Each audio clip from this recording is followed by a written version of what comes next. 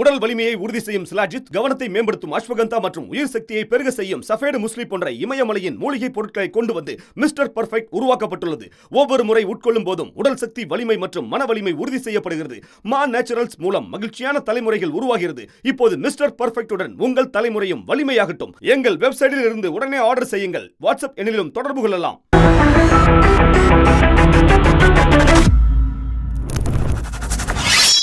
வணக்கம். வோட் சோரி அல்ல வோட் கரீதி. இந்த வார்த்தையை நீங்க புரிந்து கொள்ள வேண்டும். ஓட்டை திருடினார்களா அல்ல ஓட்டை விலை கொடுத்து வாங்கினார்களா? இந்த வீடியோவை பாருங்கள். பீகாருக்கு ஓட்டு போட சென்ற அப்பாவி மக்கள், ஓட்டை விலை கொடுத்து வாங்கிய அரசியல்வாதிகள் இவர்களை மறுபடியும் கைவிட்டு விட்டார்கள். எங்க வேணாலும் போங்க, எங்க வேணாலும் பொழைச்சு கொள்ளுங்கள். ஓட்டு போட்டு இப்போ திரும்பி எங்கே போகிறார்கள்? குஜராத் போகிறார்கள், தமிழ்நாட்டுக்கு போவார்கள், மகாராஷ்டிராவிற்கு போவார்கள். நிதிஷ்குமார், நரேந்திர மோடியின் அரசாங்கம் என்ன கூறியது? வேலை வாய்ப்பை உருவாக்குவோம் என்று. பீகாரில் ஃபேக்ட்ரி வரும், பீகாரில் இண்டஸ்ட்ரி வரும், நீங்கள் வேறு எங்கேயுமே போக தேவையில்லை, இங்கே உங்களுக்கு வேலை வாய்ப்பை உருவாக்கி கொடுத்து விடுவோம். ஆனால் எதுவுமே செய்யவில்லை. கடைசியில் என்ன செய்தார்கள்? பெண்களுக்கு 10,000 ரூபாயை கொடுத்து ஓட்டை வாங்கக்கூடிய வேலையை பார்த்தார்கள். அதை பற்றி நான் வருவதற்கு முன்பு இன்னும் 2 படங்களை நான் உங்களுக்கு எடுத்து காட்டப் போகிறேன். இந்த படங்களை நீங்கள் பார்த்தீர்கள்னா உங்களுக்கு புரிய வரும் எந்த அளவில் ஞானேஷ்குமார் அவர்கள் ஒரு மிகப்பெரிய சாதனையை படைத்திருக்கிறார்கள். வோட் சோரி அண்ட் வோட் கரீதி, இந்த 2 வார்த்தைகளுக்கான அர்த்தத்தையும் நீங்கள் புரிந்து கொள்ள வேண்டும். எப்படி இந்த பீகாரில் நடந்த தேர்தல், அதற்கான ரிசல்ட் வெளிவந்தது, அதையும் நீங்கள் புரிந்து கொள்ள வேண்டும். என்னுடைய முதல் டேட்டாவை பாருங்கள். இந்த முதல் டேட்டாவில் நீங்கள் பார்த்தீர்கள்னா வெற்றி பெற்ற அனைத்து நபர்களுமே என்டிஏ கூட்டணியை சார்ந்த நபர்கள். இந்த நபர்களுக்கு ஓட்டு கிடைத்த அந்த எண்ணிக்கையை பாருங்கள். Magic figure of Gyanesh Kumar 1,255, 1,255, 1,343, 1,44, 1,477, 1,485, 1,496, 1,00,000. அது 1,00,000 ஃபிகரை நீங்கள் பார்த்தீர்கள்ல, 100 கடைசியில் நம்பரை மாற்றிடுங்க. எப்படி சாத்தியம்? ஒரு சில இண்டிபெண்டன்ட் கேண்டிடேட்ஸ்களும் வெளிவந்து ஒரு சில விஷயங்களை எடுத்து வைத்திருக்கிறார்கள். நான் எனக்கு கூட ஓட்டு போட்டிருக்க மாட்டேனா, என்னுடைய ஓட்டு கூட அங்கே பதிவாகவில்லையே, என்னுடைய அம்மா ஓட்டு போட்டார், என்னுடைய அப்பா ஓட்டு போட்டார், நான் ஓட்டு போட்டேன், என்னுடைய தம்பி ஓட்டு போட்டார், ஒரு ஓட்டு கூட எனக்கு கிடைக்கவில்லையா? சிந்திக்கக்கூடிய விஷயம். இது முதல் முறை அல்ல. இது போன்ற ஏராளமான கேண்டிடேட்ஸ் ஏராளமான முறை தேர்தல் ஆணையத்திற்கு எதிராக அலிகேஷன் எடுத்து வைத்திருக்கிறார்கள். என்னுடைய 2வது படத்தை பாருங்கள். 122 என்கிற இந்த மேஜிக் நம்பர் 1,22,480, 1,22,408, 1,22,491, 1,22,773. எப்படி sir? How is it possible? But Mr. Gnaneshkumar says we have conducted free and fair election in Bihar. SIR மிக தெளிவாக நேர்மையான முறையில் நடந்திருக்கிறது. SIR-ஐ பற்றி மிகவும் ஆழமான ஒரு ரிசர்ச்ட் வீடியோவை இன்றைக்கி நாங்கள் போட போகிறோம். அதை மறக்காமற் பாருங்கள். SIR-இல் எத்தனை நபர்கள் கொல்லப்பட்டிருக்கிறார்கள், தற்கொலை செய்து கொண்டிருக்கிறார்கள், எத்தனை பேரை இதே தேர்தல் ஆணையம் ஏற்கனவே இறந்து போய்விட்டார்கள் என்று நீக்கக்கூடிய வேலையை பார்த்து விட்டார்கள். அனைத்தையுமே நான் உங்களுக்கு எடுத்து காட்டப் போகிறேன். ஆனால் let us come back. Whether Bihar election was conducted free and fair by Election Commission of India. இந்த கேள்வியை ரொம்பவே டீட்டெயில்டாக இன்றைக்கி நம்ம பார்க்க போகிறோம். அதற்கு முன்பு ஒரு சிறிய கோரிக்கை. இந்த வீடியோவை பார்த்து கொண்டிருக்கும் போது ஹாய், ஹலோ, வணக்கம், உங்களுடைய கேள்விகள், உங்களுடைய கருத்துக்களை கீழே கமெண்ட் பாக்ஸில் எழுதிவிடுங்கள். இதை தாண்டி லைக், ஷேர், சப்ஸ்கிரைப் பட்டனை தட்ட மறக்காதீர்கள். கடந்த 20-30 நாட்களாக எங்களை எந்த அளவில் முடக்கி வருகிறார்கள், எந்த அளவில் நீங்கள் எங்களுக்கு உதவி வருகிறீர்கள் என்று அனைத்துமே இப்போ மக்கள் பார்க்க தொடங்கிவிட்டார்கள். எங்களுடைய சேனல் கொஞ்சம் கொஞ்சமாக மீண்டு வெளிவர தொடங்கி இருக்கிறது. அதற்கான முழு கிரெடிட்டும் உங்களுக்கு தான் போய் சேரும். இதை தாண்டி பொருளாதார ரீதியாக எங்களை மிகப்பெரிய அளவில் முடக்கி இருக்கிறார்கள். அதிலிருந்து மீட்டெடுப்பதற்காக உங்களுடைய உதவி தேவைப்படுகிறது. அருகே இருக்கக்கூடிய QR கோடை ஸ்கேன் செய்து உங்களால் முடிந்த உதவியை நீங்கள் அனுப்பலாம். Now my first question is, was the Bihar election conducted fair? நேர்மையான முறையில் பீகார் தேர்தல் நடந்ததா? இதற்கான பதில் கிடையாது. தேர்தல் ஆணையம் அமைதியாக வேடிக்கை மற்றும் தான் பார்த்தது. பிஜேபி என்டிஏ கொண்டு வந்த ஒரு ஸ்கீம் 10,000 ரூபாய். இதற்கு முன்பெல்லாம் நீங்கள் பார்த்தீர்களா, இந்த டீட்டெயில் சரியாக வெளிவரவில்லை. 75 லட்சம், அப்புறம் 1 கோடி, 1.25 கோடி, 1,10,000. ஆனால் இப்போ வெளிவந்த டேட்டா படி நீங்கள் பார்த்தீர்களா, 2 கோடி பெண்களுக்கு, பீகாரில் இருக்கக்கூடிய 2 கோடி பெண்களுக்கு 10,000 ரூபாயை கொடுக்க போகிறார்களா? கொடுத்து விட்டார்கள், கொடுக்கவும் போகிறார்கள். நிதிஷ்குமார் அவர்கள் கொடுத்த தகவல் படி நீங்கள் பார்த்தீர்கள்னா 2 கோடி பெண்களுக்கு இந்த 10,000 ரூபாயை கொடுக்க போகிறோம். அதிலிருந்து 1,41 லட்சம் பெண்களுக்கு 10,000 ரூபாயை கொடுத்து விட்டோம். அதாவது ஓட் கரீதியை செய்து விட்டோம். ஓட்டை விலை கொடுத்து வாங்கிவிட்டோம். யாருடைய பணம்? உங்களுடைய பணம், என்னுடைய பணம். எப்படி சார் பீகாரில் அவங்க கொடுத்த பணத்திற்கு நானும் நீங்களும் பொறுப்பு? ஆமாம், பீகார் ஒரு ஏழையான மாநிலம். இந்த நாட்டில் இருக்கக்கூடிய வரிப்பணம் மிகப்பெரிய அளவில் எங்கே டிரான்ஸ்ஃபர் ஆகிறது என்றால் அது பீகாருக்கு டிரான்ஸ்ஃபர் ஆகிறது. பீகார் மீது இருக்கக்கூடிய கடன் 6 லட்சம் கோடி ரூபாய். அதாவது மிக ஏழ்மையான மாநிலம், மிகப்பெரிய அளவில் கடன் வைத்திருக்கக்கூடிய மாநிலம் பீகார். பீகாருடைய ஒட்டுமொத்த பட்ஜெட்லேருந்து கிட்டத்தட்ட 60% இந்த ஸ்கீமிற்காக மட்டுமே செலவழித்து விட்டார்கள். வேர்ல்ட் பேங்க்ல இருந்து வந்த 21,000 கோடி ரூபாயை இந்த ஸ்கீமிற்காக டைவர்ட் செய்து விட்டார் நரேந்திர மோடி. அப்போ திருப்பி கொடுக்க முடியுமா? திருப்பி கொடுக்க முடியாது. எங்கிருந்து பணம் வரும்? மக்களுடைய வரிப்பணம் பீகாருக்கு ஷிஃப்ட் ஆகும். உங்களுடைய வரிப்பணம், என்னுடைய வரிப்பணம், அதை வைத்து தான் இந்த ஓட்டை இவர்கள் விலை கொடுத்து வாங்கியிருக்கிறார்கள். சரி, செப்டம்பர் 26ஆம் தேதி நரேந்திர மோடி அவர்களால் ஒரு ஸ்கீம் லான்ச் செய்யப்படுகிறது. இந்த ஸ்கீமின் பெயர் என்ன? முக்கியமந்திரி மகிழா ரோஸ்கார் யோஜனா. பெண்கள் சுய தொழில் தொடங்குவதற்காக ஒரு முன் பணமாக 10,000 ரூபாய் கொடுக்கிறோம். இந்த பணம் 2 லட்சம் ரூபாய் வரை கொடுக்கப்படும். ஓகே, இந்த 10,000 ரூபாய் நீங்கள் கொடுக்கிறீர்கள், 2 கோடி மக்களுக்கு கொடுக்கிறீர்கள், 2 கோடி பெண்களுக்கு கொடுக்கிறீர்கள். எந்த அடிப்படையில் கொடுத்தீர்கள்? இன்டர்வியூ எடுத்தீர்களா? தையல் தெரியும், இல்லை எனக்கு சமைக்க நல்லா தெரியும், இல்லை நான் அப்பளம் அது போன்ற விஷயங்களை நான் தயாரித்து வைக்க போகிறேன், இல்லை ஒரு கிராசரி ஸ்டோரை வைக்க போகிறேன், இல்லை ஒரு பக்கோடா கடையை வைக்க போகிறேன். எந்த அடிப்படையில் இந்த பெண்களை நீங்கள் தேர்வு செய்தீர்கள்? எந்த விதமான பிஸ்னஸ் இவர்கள் செய்ய போகிறார்கள்? சரி, தொடக்க பணமாக 10,000 ரூபாய் கொடுத்து விட்டீர்கள். அடுத்து என்ன? அதற்கான பிளான் என்ன? அதற்கான ரோட் மேப் என்ன? எந்த அடிப்படையில் இந்த பணத்தை கொடுத்தீர்கள்? எந்த அடிப்படையில் அந்த பெண்களுக்கு நீங்கள் உதவ போகிறீர்கள் என்கிற அந்த ரோட் மேப் என்ன? எதுவுமே கிடையாது. 10,000 ரூபாய் நாங்கள் கொடுக்க போகிறோம். ஓகே, 26ஆம் தேதி ஸ்ரீ நரேந்திர மோடி அவர்கள் பீகாருக்கு சென்று 75 லட்சம் பெண்களுக்கு இந்த 10,000 ரூபாய் கொடுக்க போகிறோம் என்று கூறினார். தொடர்ந்து அடுத்த வாரம் நிதிஷ்குமார் அவர்கள் அடுத்த 25 லட்சம் பெண்களுக்கு நாங்கள் கொடுக்க போகிறோம் என்று கூறினார்கள். அதுக்கப்புறம் இன்னொரு 10 லட்சம் பெண்களுக்கு கொடுக்க போகிறோம்னு சொன்னார்கள். இப்போது இந்த கணக்கு 2 கோடி பெண்கள் வரை போய் நிற்கிறது. அப்போ உண்மையிலேயே இந்த 2 கோடி பெண்களுக்கு இந்த பணம் போகிறதா, அல்ல இந்த ஸ்கீமின் பேரில் அங்கேயும் ஆட்டையை போட்டு விட்டார்களா? இந்த கேள்வி எதற்காக நான் வர்றேன். செப்டம்பர் 26ஆம் தேதி இந்த ஸ்கீம் லான்ச் செய்யப்படுகிறது. அக்டோபர் 6ஆம் தேதி இந்த கணக்கை மற்றும் ரொம்பவே கவனமாக கேட்டுக்கொள்ளுங்கள். அக்டோபர் 6ஆம் தேதி மிஸ்டர் ஞானேஷ் குமார் பீகார் தேர்தலுக்கான தேதியை அறிவிக்கிறார். நவம்பர் 6ஆம் தேதி முதல் ரவுண்ட், நவம்பர் 11ஆம் தேதி 2வது ரவுண்ட், 14ஆம் தேதி ரிசல்ட் வெளிவந்துவிடும். ஓகே, இப்போ இந்த ஒட்டுமொத்த விஷயத்தில் நீங்கள் பார்க்கும்போது ஒரு பட்டியல் வெளிவருகிறது. இந்த பட்டியலை நீங்கள் படித்து பார்த்தீர்கள், உங்களுக்கு ஒட்டுமொத்த ஓட் கரீதிக்கான அந்த கேம் பிளான் புரிந்து போகும். கரீதினா வாங்கிறது, ஹிந்தியோடைய வார்த்தை கரீதி, என் தமிழ் இட் இஸ் வாங்கிறது, பையிங். அக்டோபர் 3ஆம் தேதி வெள்ளிக்கிழமை அன்று பீகாரில் இருக்கக்கூடிய ஒரு 10 லட்சம் 15 லட்சம் பெண்களுக்கு பணத்தை போட போகிறோம். அக்டோபர் 6ஆம் தேதி என்னைக்கு இந்த அனௌன்ஸ்மெண்ட், தேர்தல் அனௌன்ஸ்மெண்ட் நடந்ததோ அன்னைக்கு இன்னொரு 10-15 லட்சம் பெண்களுக்கு 10,000 ரூபாய் போட்டார்கள். அடுத்த வெள்ளிக்கிழமை அக்டோபர் 17ஆம் தேதி மறுபடியும் இந்த பணம் கொடுக்கப்பட்டது. அக்டோபர் 24ஆம் தேதி அடுத்த வெள்ளிக்கிழமை இன்னொரு 5-10 லட்சம் பெண்களுக்கு பணம் கொடுக்கப்பட்டது.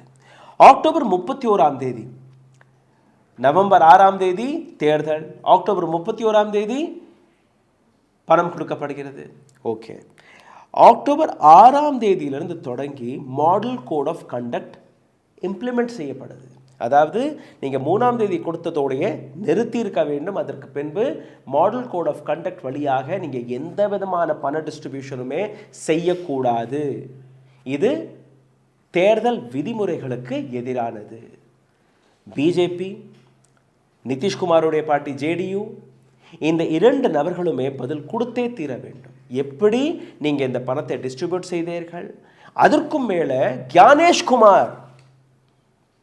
Gyanesh Kumar has to answer, how did you allowed all these dates?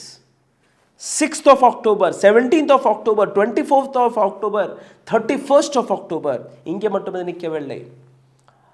31st of October பணம் கொடுக்கப்பட்டது. 6ஆம் தேதி முதல் சுற்று தேர்தல்.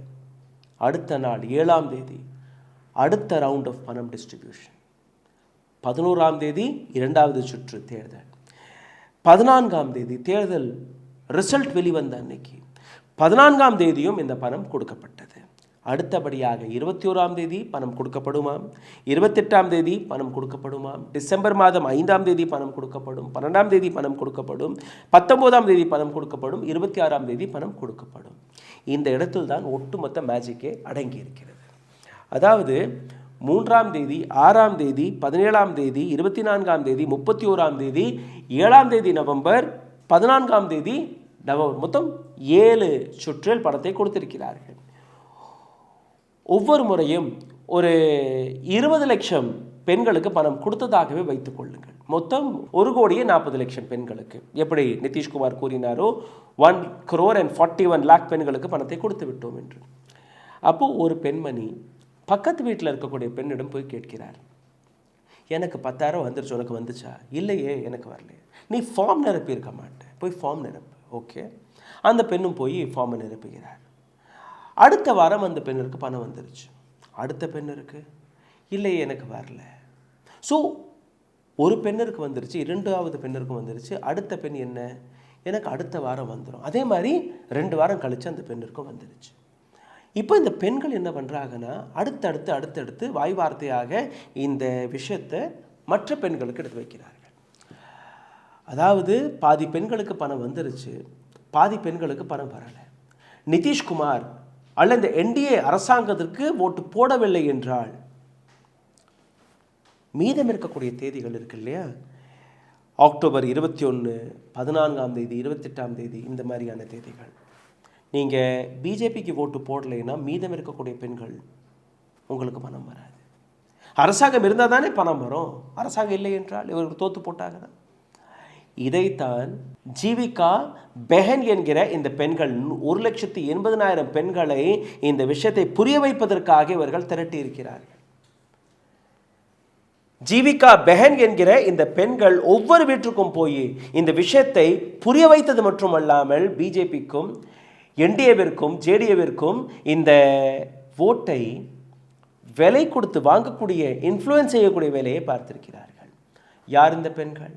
நேரடியாக அரசாங்கம் அப்பாயிண்ட் செய்த இந்த ஜீவிகா தீதி.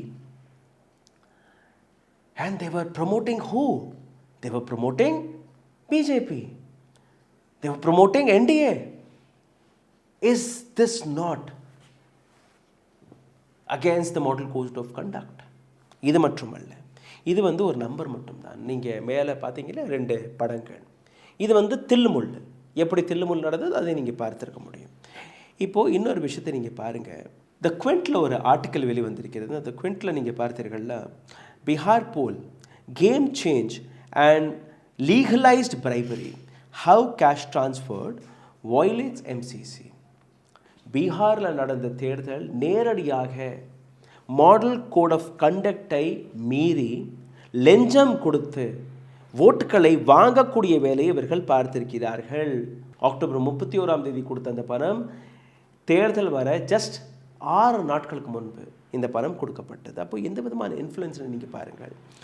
இதே முறையில் நீங்கள் பார்த்தீர்கள்னா, ஒரு சில பட்டியலை நான் உங்களுக்கு எடுத்து காட்டுகிறேன், நீங்கள் கொஞ்சம் புரிந்து கொள்ளுங்கள். இதற்கு முன்பு ஏடிஎம்கே, டிஎம்கே, ஆம் ஆத்மி பார்ட்டி, மத்திய பிரதேஷ், மகாராஷ்டிரா இந்த அனைத்து இடங்களிலுமே இது போன்ற ஸ்கீம்ஸ்கள் கொண்டு வரப்பட்டது.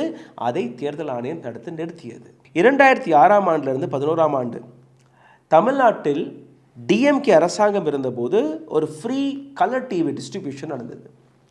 தேர்தல் வருவதற்குள் எதிர்க்கட்சிகள் போய் புகார் கொடுத்துருக்கிறார்கள், இந்த மாதிரி ஃப்ரீ டிவி எல்லாம் கொடுத்துட்ருக்காங்க. உடனடியாக தேர்தல் ஆணையம் எம்சிசி மாடல் கோட் ஆஃப் கண்டக்டை முன்னிறுத்தி அதை தடுத்து நிறுத்தினார்கள். அடுத்தபடியாக ஏஐஏடிஎம்கே ஜெயலலிதா இலவச மின்சாரம் யாருக்கு? விவசாயிகளுக்கு. அதை தடுத்து நிறுத்தியது தேர்தல் ஆணையம். 2024ஆம் ஆண்டு ஆந்திர பிரதேசத்தில் YSRP இருக்கும்போது, ஆப்போசிஷனில் இருக்கும்போது டைரக்ட் பெனிஃபிட் டிரான்ஸ்ஃபர் இதே மாதிரி பணம் கொடுப்பதற்காக ஒரு ஸ்கீமை கொண்டு வந்தார்கள். அதையும் தடுத்து நிறுத்தியது தேர்தல் ஆணையம். ராஜஸ்தான் அசம்பிளியும் போது ராஜஸ்தான் காங்கிரஸ் அரசாங்கம் ஃப்ரீ மொபைல் ஃபோன் ஸ்கீமை லான்ச் செய்தார்கள். அதையும் எம்சிசியை முன்னிறுத்தி, மாடல் கோட் ஆஃப் கண்டக்டை முன்னிறுத்தி அதை தடுத்து நிறுத்தினார்கள். உத்தரப்பிரதேசத்தில் அகிலேஷ் யாதவ், சமாஜ்வாதி பார்ட்டி அவர்களும் இதே போன்ற ஒரு ஸ்கீமை கொண்டு வந்தார்கள். அங்கேயும் இது தடுத்து நிறுத்தப்பட்டது. இதே போன்று மல்டிபிள் ஸ்டேட்ஸ்களில் கேஸ் பை கேஸ் நீங்கள் படித்து பார்த்தீர்கள்னா அனைத்து இடங்கள்லையுமே மாடல் கோட் ஆஃப் கண்டக்ட் என்கிற பேரில் இந்த ஸ்கீம்களை, ஃப்ரீ டிஸ்ட்ரிபியூஷன்களை தேர்தல் ஆணையம் நிறுத்தி வந்தது. ஆனால் பிஜேபிக்கு அப்படியெல்லாம் கிடையாது. பிஜேபிக்கு ஒரு தனி வழி. ஞானேஷ்குமார், தேர்தல் ஆணையம் அவர்களுக்கு ஒரு தனி ப்ரிவிலேஜை கொடுத்து வருகிறார்கள். எப்படின்னு நீங்கள் பாருங்கள். மத்திய பிரதேசத்தில் லாட்லி பெஹனா யோஜனான்னு கொண்டு வந்தார்கள். 1250 ரூபாயிலிருந்து 1500 ரூபாய் கொடுக்கப்படும். ஜூன் மாதத்தில் இது லான்ச் செய்யப்பட்டது. அக்டோபர் மாதத்திலிருந்து இந்த பணத்தை கொடுக்க தொடங்கினார்கள். கிட்டத்தட்ட இந்த இடத்தில் நீங்கள் பார்த்தீர்கள்னா பிஜேபி 2023ஆம் ஆண்டு வெற்றி பெற்றது. அதற்கான காரணம் இதை தான் என்று கூறிவிட்டார்கள். பின்னாடி ஓட்சோரி நடக்கிறது அது வேற. பட் ஒரு உதாரணத்தை கொடுக்கணுமா இல்லையா? இப்படி தான் எங்களுக்கு ஓட்டு நாங்கள் வாங்கினோம், எங்களுக்கு பெண்கள் ஓட்டு போட்டுட்டார்கள்னு. அதுக்கு இதே ஃபார்முலாவை மகாராஷ்டிராவிலும் இவர்கள் கையில் எடுத்தார்கள். முக்கியமந்திரி மாஜி லாடுக்கி பெஹனா யோஜனா 1500 ரூபாய் ஜூலை மாதத்திலிருந்து ஆகஸ்ட் மாதம் வரை இது கொடுக்கப்பட்டது. இந்த இடத்தில் again BJP comes to the power. ஹரியானாவில் முக்கியமந்திரி லாட்லி பிராமின் யோஜனா, இங்கேயும் 2100 ரூபாய் கொடுக்கப்பட்டது. பிஜேபிக்கு வெற்றி கிடைத்ததாக கூறிவிட்டார்கள். கோவாவில் கிரகலக்ஷ்மி யோஜனா, இங்கேயும் 2400 ரூபாய் கொடுக்கப்பட்டது. Again BJP wins. ஜார்க்கண்டில் முக்கியமந்திரி மையா சம்மான் யோஜனா 2500 rupees. உத்தரப்பிரதேசத்தில் Mukhyamantri Ladli Behna Yojana, same scheme 1000 to 1500 rupees. குஜராத்தில் நமோ லக்ஷ்மி யோஜனா, நமோ சரஸ்வதி யோஜனா, இங்கேயும் பணம் கொடுக்கப்படுகிறது. சத்தீஸ்கரில் மஹதரி வந்தன் யோஜனா 1000 ரூபாய். ஒடிசாவில் ஷபத்ர யோஜனா, அதாவது பிஜேபி கொண்டு வந்தால் அந்த திட்டத்திற்கு வெல்கம், மற்ற கட்சிகள் கொண்டு வந்தால் அதை தடுத்து நிறுத்தக்கூடிய விஷயம். இப்போது பீகாரில் 10,000 ரூபாய் ஒரு பெண்ணுக்கு.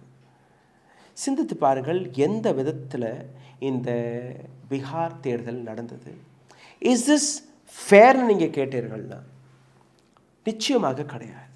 2 கோடி பெண்களுக்கு 10,000 ரூபாய் வீதம் எவ்வளோ ரூபாய் கொடுத்தீர்கள் நீங்கள் பார்த்தீர்கள்னா ஒட்டுமொத்த பீகாரில் இருக்கக்கூடிய பட்ஜெட்லேருந்து 60% இவர்கள் மக்களுடைய பணத்தை வைத்து ஓட் கரீதி, அதாவது ஓட்டை வாங்கக்கூடிய வேலையை இவர்கள் பார்த்திருக்கிறார்கள்.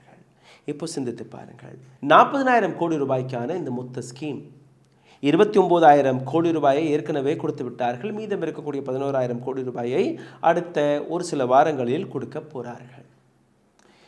என்டிஏ, ஜேடியு மற்றும் பிஜேபியை அனைத்து நபர்களுக்குமே தெரியும். ஆனால் மற்ற சின்ன சின்ன கட்சிகள், அந்த கட்சிகளுடைய அடையாளம் அந்த கட்சிகளுடைய பெயரை கூட யாருக்குமே தெரியாதாம், சின்னத்தை பற்றி யாருக்குமே தெரியாதாம். ஆனால் அவர்களுக்கும் 1 லட்சம் 1.25 லட்சம் ஓட்டு வித்தியாசத்தில் அவர்கள் வெற்றி பெற்றிருக்கிறார்கள். சின்னமே தெரியாது, அடையாளமே தெரியாது, இந்த நபர் என்டிஏவில் இருக்கிறார் என்று கூட தெரியாது. அவர்களும் 1.25 லட்சம் ஓட்டு வித்தியாசத்தில் எப்படி வெற்றி பெற்றார்கள் என்கிற இந்த கேள்வி வருகிறது.